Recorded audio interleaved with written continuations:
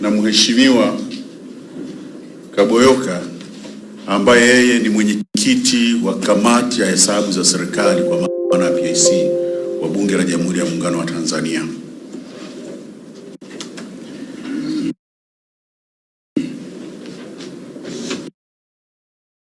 Ndugu waandishi wa habari, kama ilivyotolewa kwenye introduction, ni kwamba leo tumeitana hapa ili kuwapa briefing ya nini kipo kwenye ripoti yetu ya mwaka wa fedha ambao tumefanya 1919 ambayo kwa mujibu wa sheria natakiwa niwasilisha kwa Mheshimiwa Rais kabla tarehe 31 mwezi wa 3, na yeye aagize waziri waiwasilishe ndani ya bunge ndani ya siku 7 baada ya bunge kuanza. Kwa hiyo kazi ni kwa mujibu wa sheria, kwa mujibu wa katiba. Mimi nilifanya nikatekeleza wajibu wangu. Tarehe 26 nilimkabidhi Mheshimiwa Rais ripoti zetu, akazipokea, na leo serikali imewasilisha hizo ripoti ndani ya bunge. Zikishawasilishwa sasa ndio tunaweza tukaja tukaitana hapa kama ilivyo desturi na mila za uendeshaji ofisi ya mkaguzi mkuu wa hesabu za serikali, mdhibiti na mkaguzi mkuu wa hesabu za serikali. Tunaitana hapa na kuwapa brief na kuwapa hizo ripoti, kwa sababu kabla hazijapelekwa bungeni zinakuwa bado ni siri, huwezi kudiscuss, na wenyewe mtakuwa mashahidi. Kuna watu wengine baada ya kufanya presentation kwa Mheshimiwa Rais, kuna watu walinipigia simu, baadhi ya waandishi wa habari kunipigia simu nitoe ufafanuzi. Nikasema siwezi kutoa ufafanuzi hadi pale ambapo ripoti zitaingia ndani ya bunge. Kwa hiyo leo zimeingia ndani ya bunge na zipo kwenye mitandao, kwenye mtandao wetu nadhani tumeshaziweka, na mimi hapa sasa nawapa briefing kwa ufupi nini kimo mle ndani. Ripoti ni kubwa, mtazipata baadaye na mtazisoma. Sitaeleza mambo yote, ni baadhi tu ya mambo, mtazisoma na kuona kilicho. Ndugu waandishi wa habari, baada ya utangulizi huo, nisema awali ya yote nimshukuru Mwenyezi Mungu mwingi wa rehema aliyetuwezesha kukutana hapa siku ya leo. Pia nimshukuru Mheshimiwa Rais wa Jamhuri ya Muungano wa Tanzania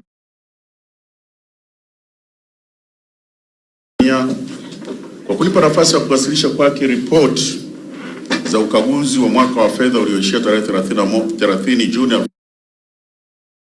2019 na kuwezesha ripoti hizo kuwasilishwa bungeni kupitia mawaziri husika kwa mujibu wa ibara ya 143 ibara ndogo ya 4 ya Katiba ya Jamhuri ya Muungano wa Tanzania ya mwaka 1977 kama ambavyo imekuwa ikirekebishwa. Hii inadhihirisha wazi namna Rais anavyothamini majukumu ya ofisi yangu kwenye suala la uwajibikaji na uwazi katika kusimamia rasilimali za Watanzania. Ndugu waandishi wa habari, kwa mwaka wa fedha 2019 nilifanya ukaguzi wa aina mbalimbali na kutoa taarifa zilizowasilishwa bungeni leo tarehe 6 Aprili 2020 kama ifuatavyo. Waandishi wa habari, ripoti ya kwanza ni ripoti ya serikali kuu, ripoti ya jumla ya mamlaka za serikali za mitaa, ripoti ya mashirika ya umma, ripoti ya miradi ya maendeleo, ripoti ya ukaguzi wa ufanisi, ripoti ya ukaguzi wa mifumo ya tehama na ripoti 12 za ukaguzi wa ufanisi zinazohusu sekta mbalimbali kama zilivyoainishwa katika jedwali ambalo liko kwenye taarifa yangu hii, mtaiona. Sasa niingie kwenye mwenendo wa hati za ukaguzi na tathmini ya utekelezaji wa mapendekezo yetu.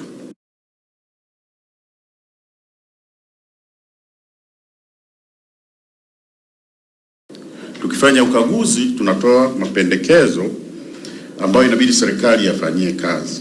Katika ukaguzi wa hesabu niliofanya kwa taasisi za serikali kuu, mamlaka ya serikali za mitaa, mashirika ya umma, miradi ya maendeleo na vyama vya siasa kwa mwaka wa fedha ulioishia tarehe 30 Juni 2019, nimetoa jumla ya hati za ukaguzi 1082. Kati ya hati hizo, hati zinazoridhisha ni 1017 sawa na 94%. Hati zenye shaka ni 46 sawa na 4.25. Hati zisizoridhisha ni 7 sawa na 0.64, na hati mbaya ni 12 sawa na 1.11. Jedwali hapa linaonyesha hizo hati kwa jinsi ilivyoelezewa hapa. Ndugu waandishi wa habari, jedwali ambalo nimesema linaonyesha hapa juu linabainisha vyama vya siasa vilivyopata hati yenye shaka, hati isiyoridhisha na hati mbaya. Na jedwali hapa linaonyesha vyama vya siasa kwa sababu tumefanya ukaguzi pia wa vyama vya siasa. Kwa hiyo huwa tuna ripoti peke yake, hati isiyoridhisha, hati mbaya. Kuna jedwali liko hapa, mtaliona au mnataka niwasomee? Hapana. Haya, tunatathmini ya utekelezaji wa mapendekezo ambayo niliyatoa huko nyuma, miaka ya nyuma. Tunafanya tathmini tuone tumetoa mapendekezo, serikali imefanya nini. Katika ukaguzi wangu wa mwaka huu nilifanya tathmini ya utekelezaji wa mapendekezo yaliyotolewa miaka iliyopita. Kati ya mapendekezo 266 yaliyotolewa miaka iliyopita, mapendekezo 82 sawa na 31% yametekelezwa kikamilifu. Mapendekezo 95 sawa na 36% utekelezaji wake unaendelea. Aidha, mapendekezo 67 sawa na 25% utekelezaji wake haujaanza, na mapendekezo 22 sawa na 8% yamepitwa na wakati. Ndugu waandishi wa habari, kwa ujumla hali ya utekelezaji wa mapendekezo yaliyotolewa miaka iliyopita hairidhishi, kwani kati ya mapendekezo 266 kama nilivyosema hapo nyuma, ni mapendekezo 82 tu sawa na 81% out of 100% yametekelezwa kikamilifu. Hata hivyo, ukilinganisha na mwaka wa fedha ulioisha tarehe 30 Juni 2018, kiwango cha utekelezaji kimeongezeka, ambapo kati ya mapendekezo 350 yaliyotolewa miaka iliyopita, mapendekezo 80 sawa na 22.29 yalitekelezwa. Kwa kutoka 22.29 tumeenda kwenye 31%, lakini bado hali haijaridhisha. Tunataka twende hata 80%, kwa sababu mapendekezo yanasaidia kurekebisha mambo ambayo yalionekana sio mazuri. Ndugu waandishi wa habari, sasa nije kwenye matokeo ya ukaguzi wa serikali kuu, ripoti ya serikali kuu. Katika ukaguzi wa hesabu za serikali kuu kwa mwaka wa fedha ulioishia tarehe 30 Juni, nimebaini mambo yafuatayo.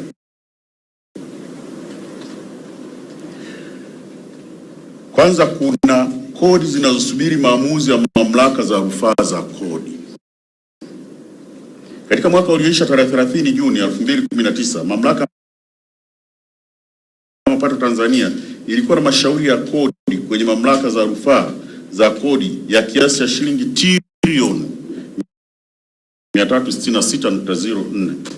Hata hivyo, kiasi hiki kimepungua kwa 4.6% ikilinganishwa na mwaka uliopita, yani 2017-2018, ambapo kulikuwa na mashauri ya kodi ya kiasi cha shilingi trilioni 382.71. Kwa hili lina athari katika kiwango cha kodi kinachokusanywa na TRA. Kuna jedwali linaonyesha mchanganuo wa mashauri hayo, mtaliona hilo jedwali. Lakini pia kuna mapungufu katika kusimamia mapingamizi za kodi. Mamlaka ya mapato imekubali pingamizi za kodi zilizofikia shilingi bilioni 88.62 zilizowasilishwa na walipa kodi mbalimbali. Hata hivyo, pingamizi hizi huchelewa kufanyiwa kazi kinyume na utaratibu wa TRA wa huduma kwa mteja, kwa maana Class Charter. Ucheleweshaji huu una madhara katika kufikia malengo ya makusanyo ya kodi.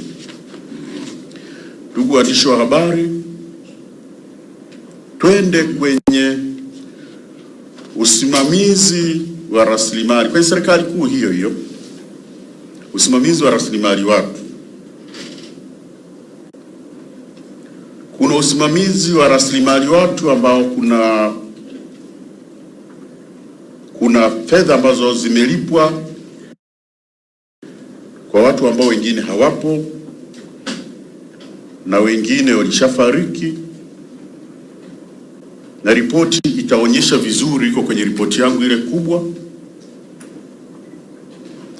mtaiona kwa sababu hapa sasa hivi kuna mchanganuo unaonyesha kila kitu hapa. Lakini kuna ununuzi wa vifaa na huduma bila mkataba. Kuna bidhaa zinanunuliwa kwa huduma, kwa maana huduma zinanunuliwa au bidhaa, lakini unakuta huna mkataba. Jumla shilingi bilioni 5.46. Katika mwaka wa fedha 2018/19 nilibaini kuwa taasisi 5 za serikali kuu zilifanya manunuzi yenye thamani ya shilingi bilioni 5.46 pasipokuwa na mikataba. Unafanya manunuzi lakini hamna mikataba. Kitu kingine nilichobaini kwenye serikali kuu ni mapungufu katika ujenzi wa mahakama 16. Ukaguzi ulibaini mahakama ya Tanzania ilifanya malipo ya awali kwa mkandarasi kwa kiasi cha shilingi bilioni 4.83 kwa ajili ya mahakama zote 16.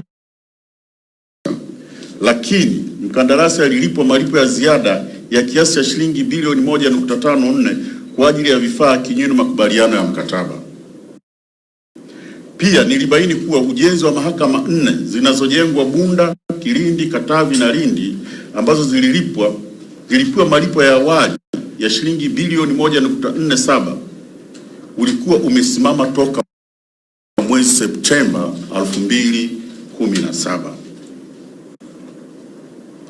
Lakini pia katika serikali kuu kuna malipo ya manunuzi ya huduma na vifaa ambavyo havikupokelewa vyenye thamani ya shilingi milioni 587.65.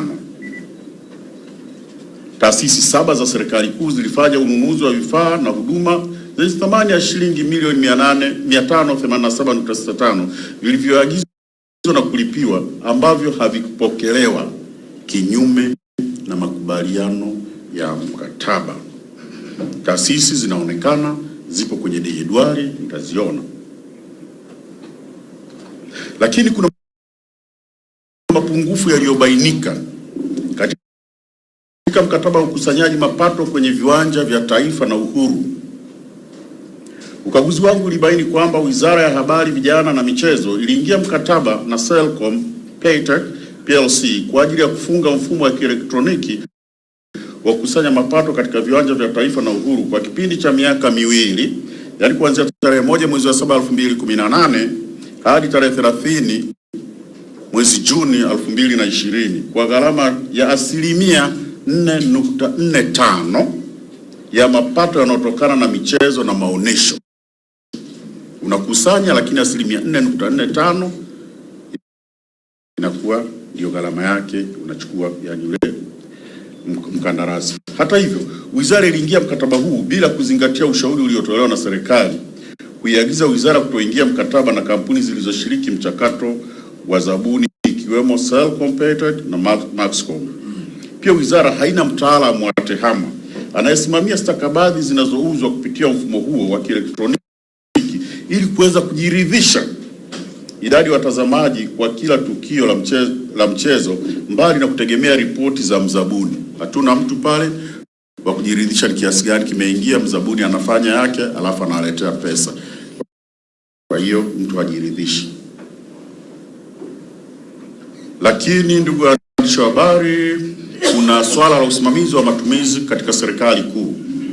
Katika mapitio ya taarifa za matumizi ya fedha za umma, nilibaini dosari mbalimbali katika udhibiti wa ndani kama ifuatavyo: dosari kwenye malipo yaliyofanywa na Jeshi la Polisi katika ujenzi wa majengo shilingi milioni 806.69 katika kupitia malipo yaliyofanyika kwa ajili ya ujenzi wa nyumba 400, mabweni na nyumba za madarasa na vyumba vya madarasa. Nilibaini dosari zifuatazo.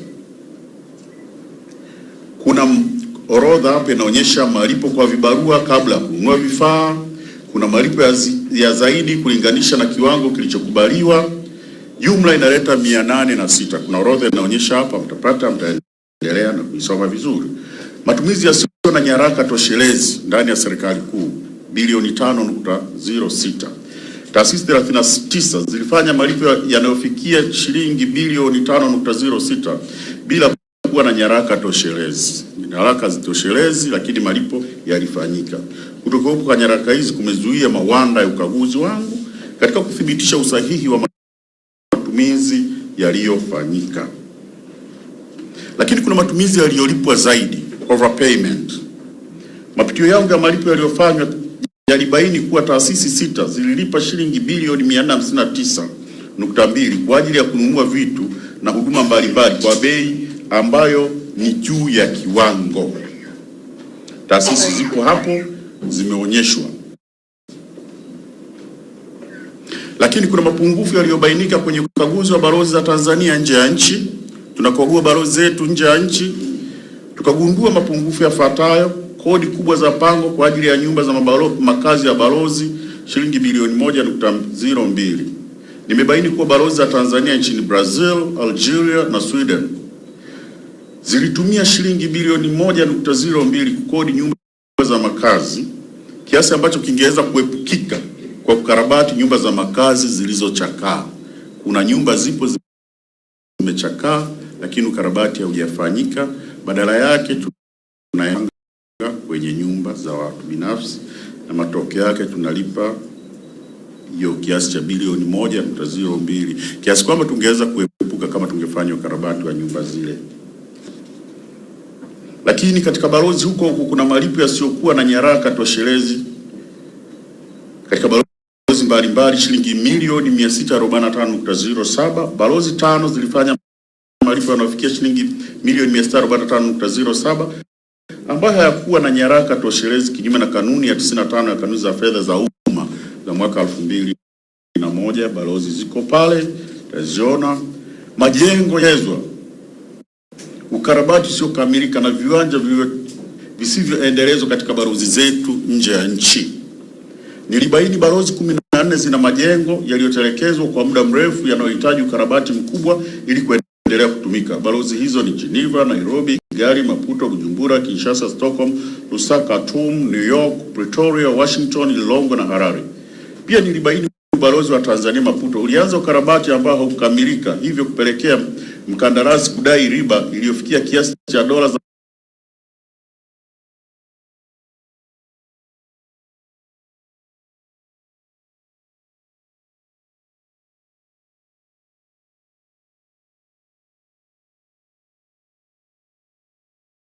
Marekani 500,000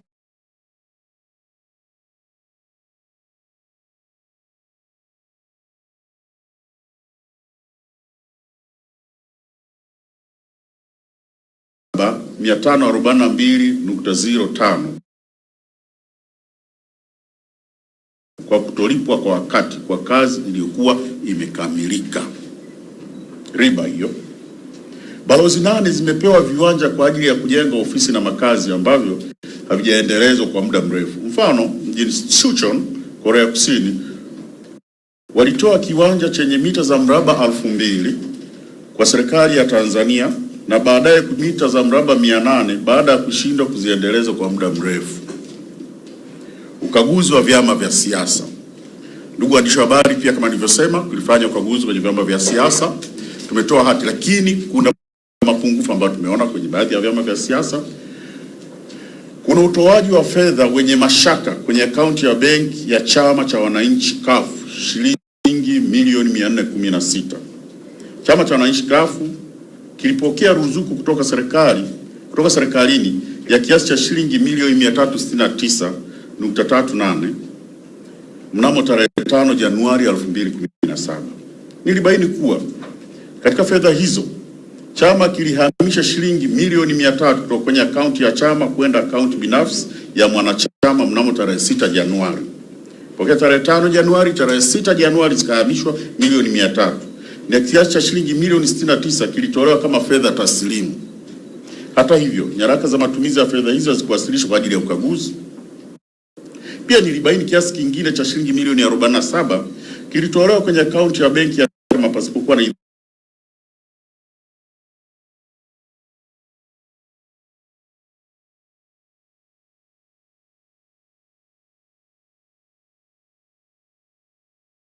idhini ya katibu mkuu wa chama kama ilivyoelekezwa kwenye kanuni za fedha za chama chenyewe. Lakini pia kuna mkopo ulitolewa kwenye kituo kimoja cha redio na chama cha wananchi CUF ambao hajarejeshwa milioni 85.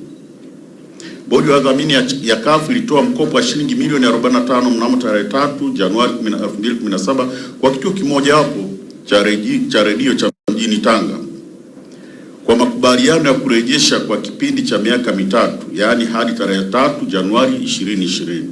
Aidha, chama kiliidhinisha na kutoa mkopo mwingine wa shilingi milioni 35 tarehe 16 Februari 2020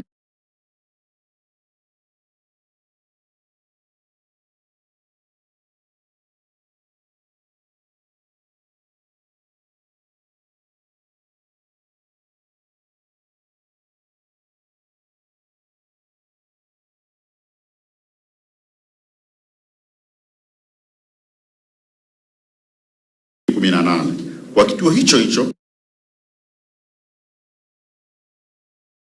cha redio kwa makubaliano ya kulipa kwa kipindi cha miaka miwili hadi tarehe 16 Februari mwaka 2020. Pia mkopo mwingine wa shilingi milioni 5 ulitolewa kwa kituo hicho tarehe 28 Mei 2019 wenye masharti ya urejeshwaji kwa kipindi cha siku 10 kuanzia tarehe ya kutoa mkopo. Hata hivyo, mikopo yote haikuwa na dhamana na hadi kufikia mwezi Januari 2020 wakati wa ukaguzi kiasi chote cha shilingi milioni 85 hakikuwa kimerejeshwa. Aidha, nilibaini kuwa katika mikopo hii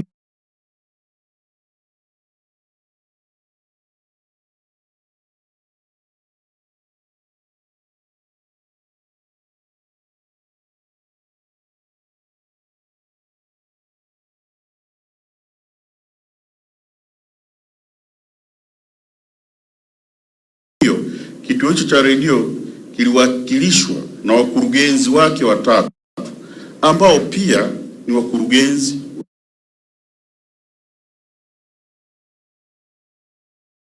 wa CUF. Katika mazingira haya upo mgongano mkubwa sana wa kimaslahi kwenye makubaliano yaliyofanyika. Lakini pia kuna matumizi yasiyo na tija kumfidia mpangaji bila kufuata utaratibu milioni 60. Nilibaini kuwa jumuiya ya wazazi wa Chama cha Mapinduzi ilimuondoa mpangaji bila kufuata taratibu. Mpangaji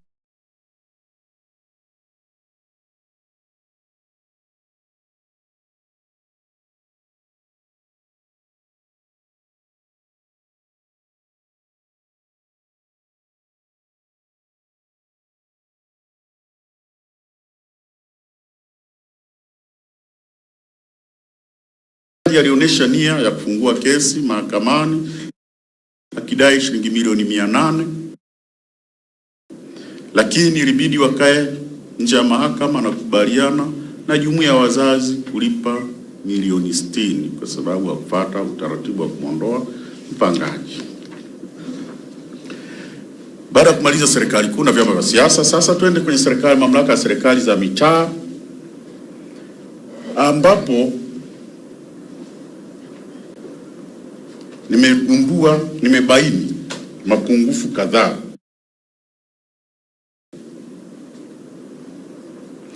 Kuna shilingi bilioni 17.41 za mapato ya vyanzo vya ndani hazikupelekwa kwa miradi ya maendeleo.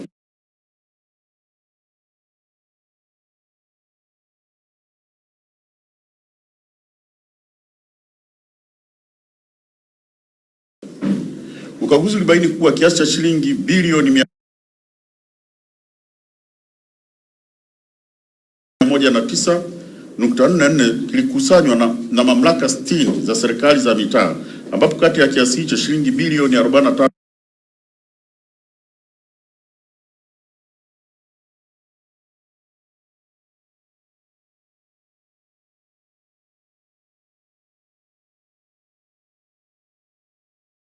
3.78 kilipaswa kutengwa kwa ajili ya miradi ya maendeleo, ikiwa ni 40% mpaka 60 ili kutekeleza matakwa ya sehemu ya 5 sehemu ndogo ya 13 ya mwongozo wa maandalizi ya mpango wa bajeti wa mwaka 2018-19. Hata hivyo, kiasi cha shilingi bilioni 26.37 tu ndicho kilihamishwa kwa ajili ya kutekeleza miradi ya maendeleo na kuacha kiasi cha shilingi bilioni 17.41 ambacho hakipelekwa kwenye miradi ya maendeleo.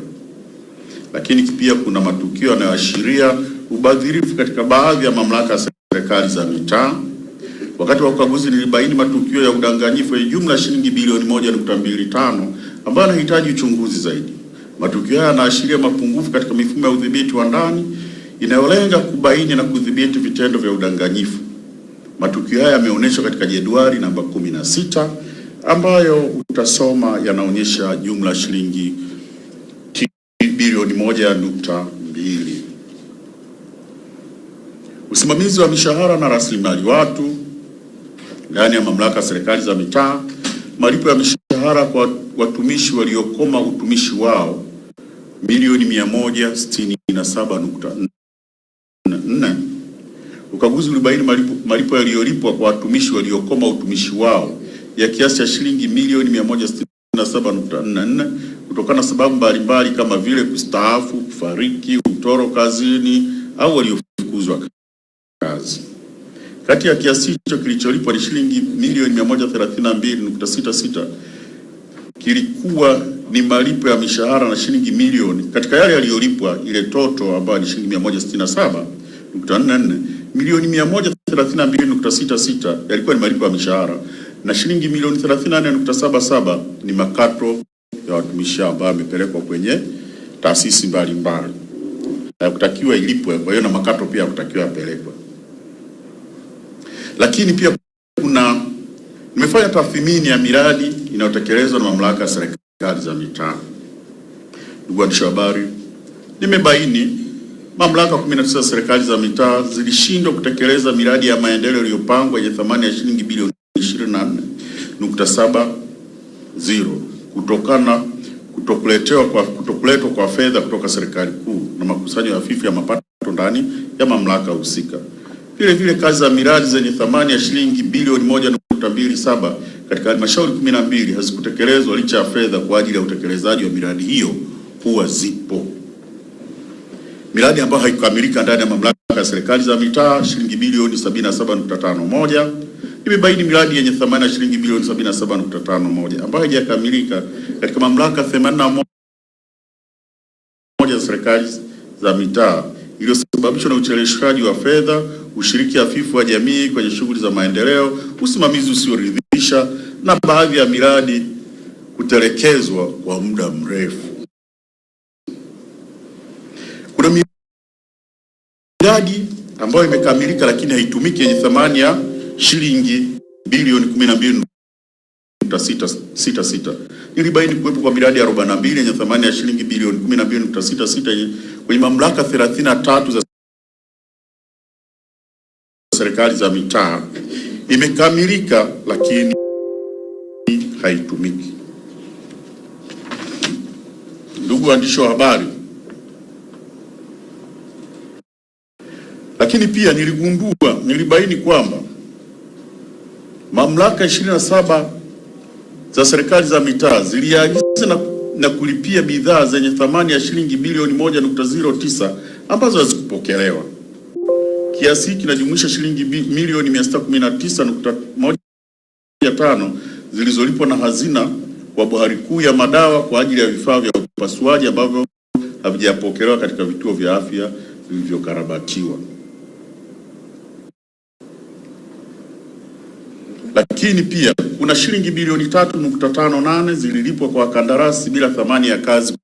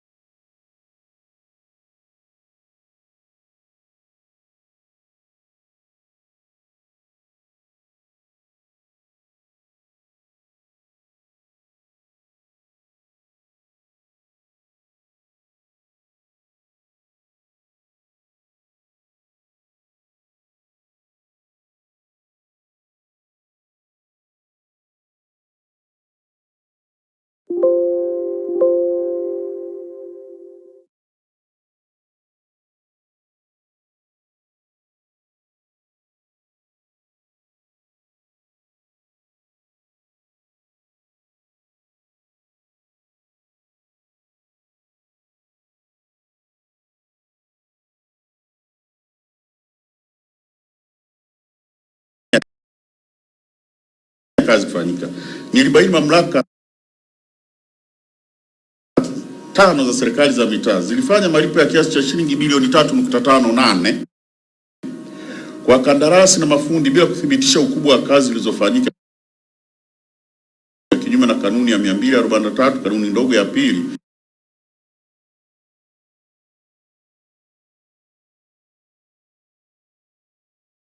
ya kanuni za manunuzi ya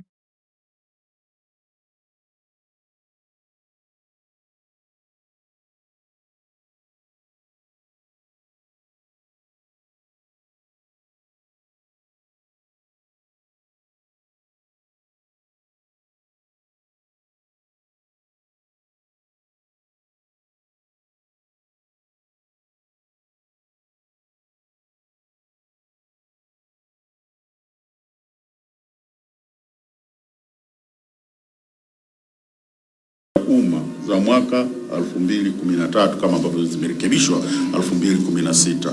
Lazima kazi kifanyika ipimwe, ifanywe tathmini ndio ilipwe, lakini haijafanywa tathmini na kiasi cha fedha kikalipwa.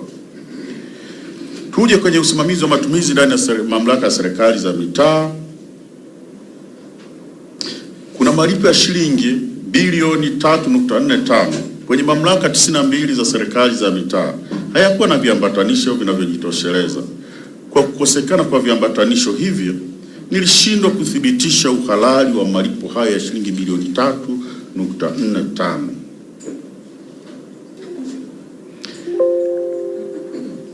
Lakini pia kwa serikali za mitaa wanatumia mifumo kukusanya fedha. Niligundua, ukaguzi wangu ulibaini kwamba ukusanyaji wa mapato ya mamlaka ya serikali za mitaa 14, serikali za mitaa 14 kwa kutumia posi ambazo hazikusajiliwa wala kuonekana katika mfumo wa taarifa za ukusanyaji wa mapato. Kuna zile posi, point of sale, zinakusanya mapato lakini hazionekani kwenye mifumo yetu, yaani kwenye mifumo ya serikali za mitaa. Lakini pia nilibaini marekebisho ya ankara katika mamlaka 19 za serikali za mitaa yenye thamani ya shilingi milioni 626.65 yalifanywa na kuidhinishwa na mtu mmoja kinyume na aya ya 10 ya maagizo yaliyotolewa na ofisi ya Rais TAMISEMI. Mtu anafanya marekebisho kufuta ankara jumla ya shilingi milioni 626. Lakini pia nilikagua marekebisho ya mapato yaliyofanywa katika mfumo wa kukusanya mapato na kubaini marekebisho yenye thamani ya shilingi bilioni 3.32 kwenye mamlaka 12 ya serikali za mitaa yalifanyika bila kuwepo kwa maelezo sahihi kwa nini marekebisho hayo yamefanyika. Lakini pia nilibaini kiasi cha shilingi bilioni 10.39 kilichokusanywa katika mamlaka 84 za serikali za mitaa hakikuthibitishwa kupelekwa benki kinyume cha agizo la 50, agizo dogo la 5 la memoranda ya fedha za serikali za mitaa la mwaka 2009. Ndugu waandishi wa habari, twende kwenye matokeo ukaguzi wa mashirika ya umma. Hadi kufikia tarehe 1 Machi 2020 nimefanikiwa kuhitimisha na kutoa hati za ukaguzi kwa mashirika 148 sawa na 78.3. Kati ya mashirika 189 niliyoyakagua, nimekagua lakini nimefanikiwa kutoa hati kwa mashirika 148 kati ya 189.